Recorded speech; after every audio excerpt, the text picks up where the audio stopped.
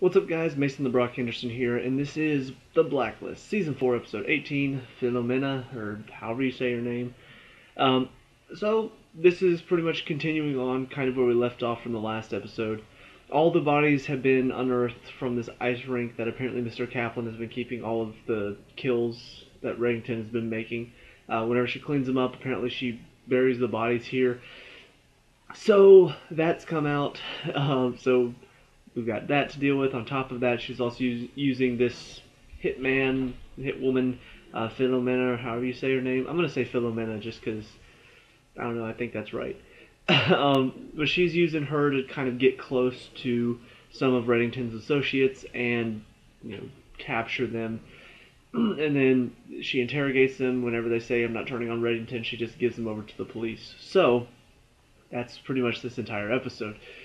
So first of all, let's talk about the bodies, because we get introduced to this new guy. His name's Julian Gale, and apparently he and Wrestler used to work together on a task force that was trying to capture Reddington before Reddington turned himself in.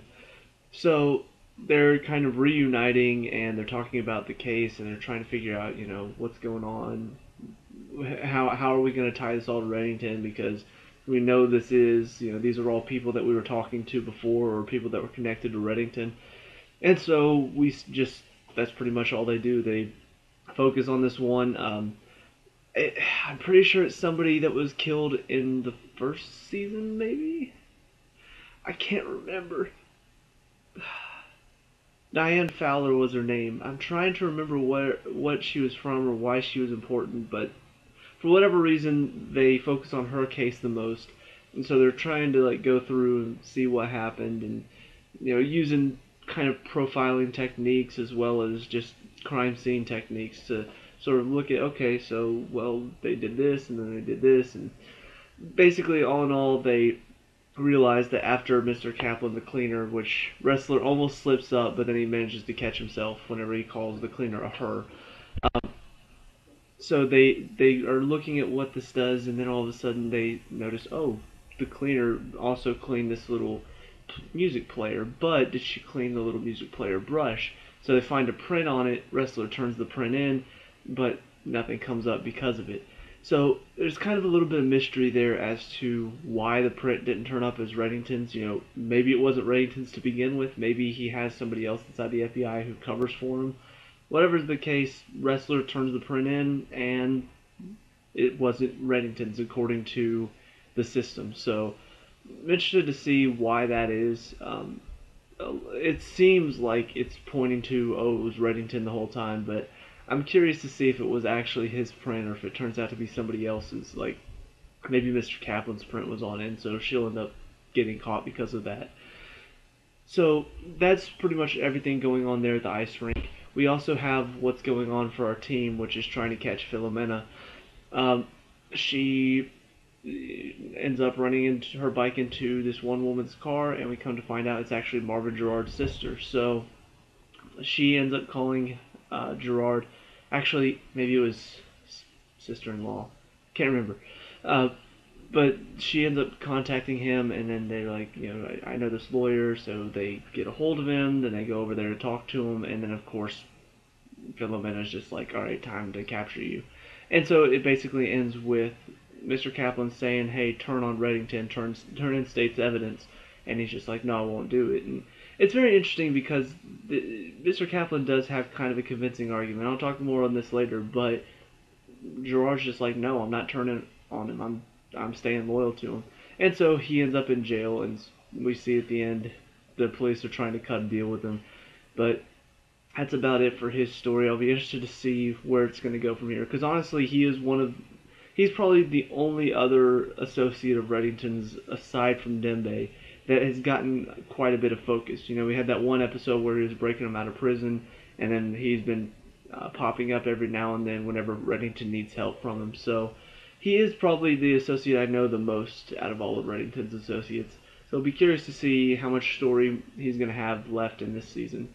But aside from that, there's one other thing to talk about. The history now we know between Mr. Kaplan and Liz. She finally tells her, I was your nanny when you were growing up. I was close with your mom. I was close with you.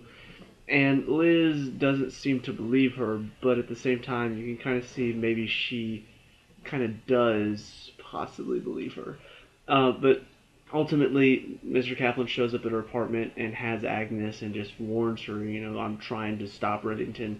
I'm not trying to do it for you because I've already lost my chance to help you. I'm trying to do it for Agnes. So Liz just hears all of this, and you can see that she's not really buying it. But at the same time, it kind of feels like Mr. Kaplan kind of has a point. And this is something that I talked about in the last episode, where, it almost does kind of make sense that Mr. Reddington's not really a good guy. So I can't really root against Mr. Kaplan, but at the same time, I'm not really rooting for her either. So I don't know. It's really interesting. I'm really curious to see where this is all leading up to. Are they going to be able to get over this, or is Mr. Kaplan going to die by the end of this season? I don't know what's going to happen. All I know is, though, she really. It's almost like she has a very good point if you're looking at Reddington like he's a bad guy. But if you kind of if you've been watching the show, you kind of get the sense that he's not truly an evil person. He's just doing bad things for good reasons. And so it almost kind of makes you feel like, oh, well, obviously any enemy of his is a bad person. But to be honest, Mr. Kaplan is only this way because of what he did to her. When you really think about it, he shot her, he ruined her life, he ended up getting the woman that she really cared for and her daughter taken away from her. So you can kind of understand why she doesn't really like Reddington. So I don't know. I just go so back and forth sometimes on this show. Like with the whole Alexander Kirk thing, there's always that question of what if Kirk really is her father and he's just in denial about all this because he loved her mother and doesn't want to believe that her mother could possibly cheat on him. But at the same time, it is possible, and I don't know. And that's kind of how I feel now. I truly do not know who is right and who is wrong in this. I mean, Reddington is kind of a bad dude. He's killed a lot of people. And so Mr. Kaplan hating him for it and hating what he did to her, he did shoot her and try to kill her. So I can't really say that she's in the wrong either.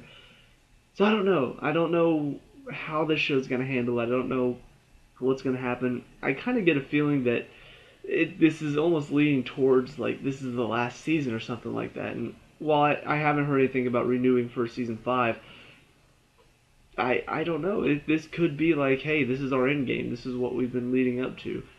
Maybe, I don't know. I don't know what else they could possibly do from here.